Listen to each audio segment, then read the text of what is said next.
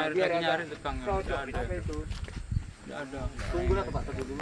Beginilah keadaan si Maher, dikelantarkan saja, dibawa dari rumah sakit umum, cuman diletakkan di tengah jalan ini, nggak sampai pun ke lubang liang lahat. Jadi di mana tanggung jawab rumah sakit? Yang ngurusnya kalau memang dia COVID. Kalau memang dia COVID, Kenapa kami dibiarkan yang ngurus? kenapa kami dibiarkan ngurus? COVID itu kan menular. Tambahlah nanti. Tambahlah nanti kami penyakit COVID semuanya. Mananya tanggung jawab pihak rumah sakit? Ya, Tanya almarhum Bang, jenazah almarhum. ya caranya Coba diberitahu. Yuk ngobrol. caranya gimana bang? Ya tuh orang pihak rumah sakit antarkan aja gitu bang. Nah, tidak ada orang gimana ya ngomong tim gugusnya nggak ada. Hanya kami lah keluarga yang menguburkannya Bang, bang. bisa dijelasin di jam kapan almarhum meninggal, kemudian pertolongan pertama atau keterlibatan pertama dari pihak rumah sakit gimana Bang?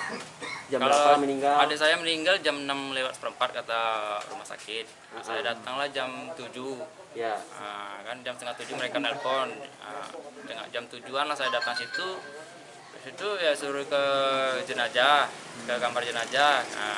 Saya pergi ke kamar jenazah nggak bisa lihat ya kan, karena COVID. Setelah itu ditunjukkanlah suruh antar orang isolasi, suruh antar ke rumah jenazahnya di sana kamar jenazah saya kasihlah sama orang rumah sakit, biar rumah sakit. Di situ katanya COVID adik saya.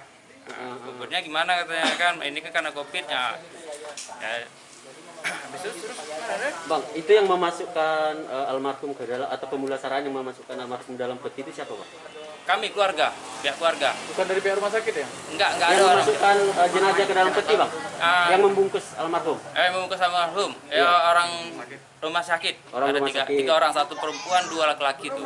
Kemudian yang memasukkan peti mati ke dalam ambulan itu siapa Bang? Kami keluarga. Pihak keluarga, tidak ada dari rumah sakit Bang? Nggak ada.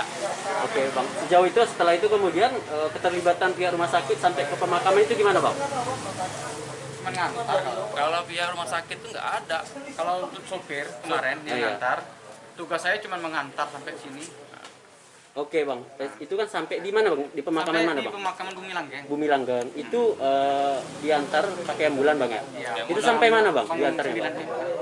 Di memang pemakaman. Iya yang batasnya, sudah- itu kita tahu batasnya kan. maksudnya itu Pemakaman yang sampai ada di- ke penggalian Bang, liang kubur? Penggalian dari penggalian tuh kira-kira 30 meter atau 50 meter lah. Oh artinya jenazah sendiri, peti mati sendiri diturunkan Di pinggir 30 jalan. Di pinggir jalan Bang ya? Iya, Tidak sampai ke dalam Tidak liang sampai kubur? jalan ke pemakaman enggak sampai. Coba dijelaskan Bang, berarti tadi dari ambulan itu di jenazah dibawa kemana? Iya. Pemakaman. Pemakaman Bumi Langgeng ya. Dari rumah sakit bawa ke pemakaman Bumi Langgeng. Sampai di situ, Sampai situ ya turunkan di situ. alasannya Alasannya dari kami tanya supir, tugas kami cuma mengantar. Nah, kan Tidak sekarang sampai tidak ada menguburkan. orang ya tidak ada. Nah, sudah ditanya nggak? Jadi ini bagaimana nih jenazah ini? Kami kan nggak tahu nih dari pihak keluarga. Ada nggak ditanya seperti itu? Tanya Pak. Enggak lah, rumah sakit kan pemulasaran jenazah. Ya, dulu kan yang jemput sama memakamkan itu kan dari Satgas Kota. Kan tidak pernah ada rumah sakit menguburkan. Nah, oke. Tidak pernah ada rumah sakit menguburkan karena di provinsi ini tidak ada namanya dinas pemakaman. Dan kita rumah sakit tidak ada pernah punya tempat kuburan Monang. Iya. Nah, jadi kami sudah nelpon ke Satgas Kota. Nah, kata Satgas Kota itu wewenangnya Bumi Langgeng. Nah, diantarlah ke Bumi Langgeng karena orangnya bukan orang Muslim kan. Kami antar ke Bumi Langgeng, sudah setuju dari Satgas Kota. Ya kan kami kan cuma ngantar aja batas rumah sakit, sudah persetujuan Oh, dari berarti orang pemakaman. Orang kota. untuk Satgas tempat masing-masing lah, apa. Kan kita kan rumah sakit dari Matahir nggak punya wilayah, nggak punya tempat pemakaman di mana. Provinsi aja nggak punya kok. Ya. Coba tanya dinas kesehatan provinsi lah kalau kayak gitu. Atau BPBD provinsi lah. Ada nggak kita punya penggali kubur dari provinsi? Nggak lah, batas kami kan batas rumah sakit itu pemulasaran jenazah. pemulasaran jenazah. Iya. Oke. Jadi yang dilakukan pemakaman ini bukan di Pusara Agung milik pemerintah Kota Jambi, tapi di Pusara Langgeng yang berada di Kenali Asam Bawah.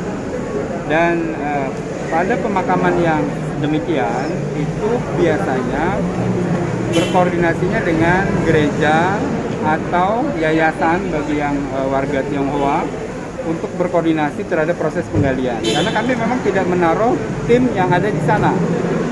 Tapi kalau yang di Pusara Agung itu 24 jam petugas kita penggalian itu ada. Sehingga koordinasinya ini yang akan kita perbaiki untuk yang khusus di Kenali Asam ya, karena di sana memang tidak ada petugas penggali yang standby, sehingga butuh koordinasi yang lebih kuat mungkin ke depan. Kalau memang kasusnya sudah mulai banyak yang dimakamkan di sana, kita perlu juga melakukan koordinasi antara rumah sakit dengan pemerintah kota yang selama ini kita fokuskan di Pusara Agung petugasnya begitu. Nah ini yang perlu kita duduk bersama ya. Mudah-mudahan ini adalah pengalaman terakhir, tidak terjadi lagi dengan koordinasi yang lebih baik. Berarti intinya ada miskomunikasi antara keluarga dengan pemerintah dengan ini, Pak? Ya, jadi kami pemerintah Kota Jambi tidak dihubungi secara langsung untuk menyiapkan tim penggalian di sana.